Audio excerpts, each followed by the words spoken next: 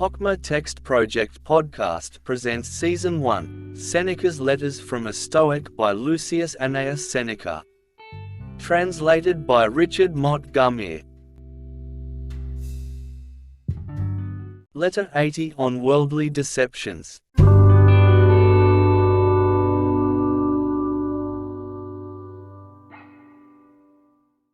Today I have some free time, thanks not so much to myself as to the games, which have attracted all the boors to the boxing match.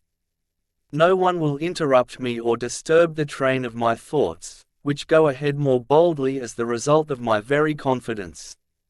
My door has not been continually creaking on its hinges, nor will my curtain be pulled aside. My thoughts may march safely on, and that is all the more necessary for one who goes independently and follows out his own path. Do I then follow no predecessors? Yes, but I allow myself to discover something new, to alter, to reject. I am not a slave to them, although I give them my approval. And yet that was a very bold word which I spoke when I assured myself that I should have some quiet, and some uninterrupted retirement.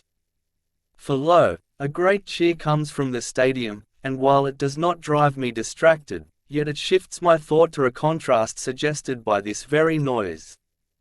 How many men, I say to myself, train their bodies, and how few train their minds? What crowds flock to the games, spurious as they are and arranged merely for pastime, and what a solitude reigns where the good arts are taught. How feather-brained are the athletes whose muscles and shoulders we admire.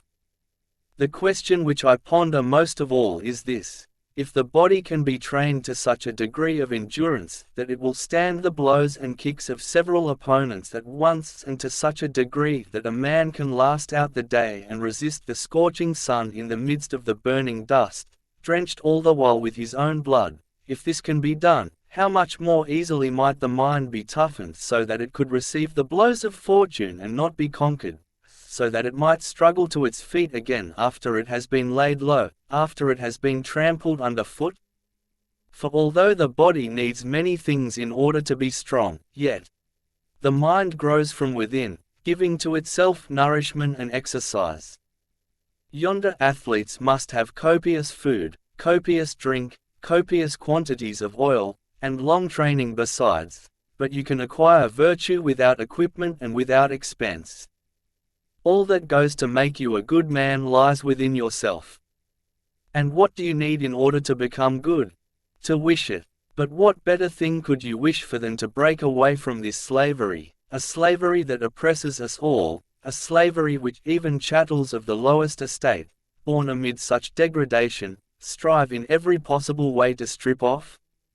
In exchange for freedom they pay out the savings which they have scraped together by cheating their own bellies. Shall you not be eager to attain liberty at any price, seeing that you claim it as your birthright? Why cast glances toward your strong box? Liberty cannot be bought. It is therefore useless to enter in your ledger the item of freedom, for freedom is possessed neither by those who have bought it, nor by those who have sold it. You must give this good to yourself, and seek it from yourself. First of all, free yourself from the fear of death, for death puts the yoke about our necks. Then free yourself from the fear of poverty. If you would know how little evil there is in poverty, compare the faces of the poor with those of the rich. The poor man smiles more often and more genuinely, his troubles do not go deep down, even if any anxiety comes upon him, it passes like a fitful cloud.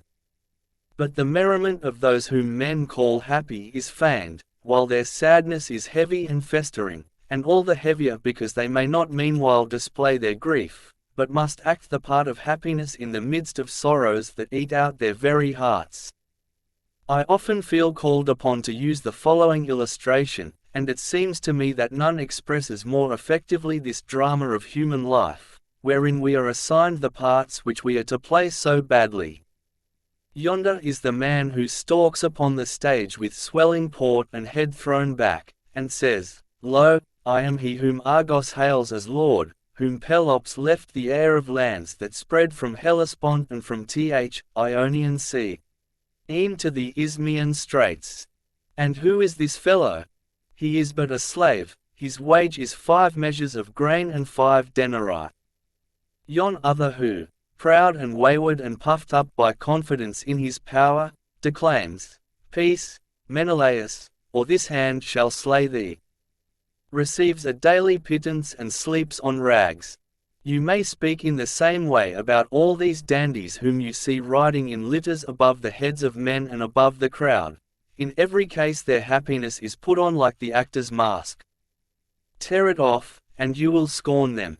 When you buy a horse, you order its blanket to be removed. You pull off the garments from slaves that are advertised for sale, so that no bodily flaws may escape your notice. If you judge a man, do you judge him when he is wrapped in a disguise?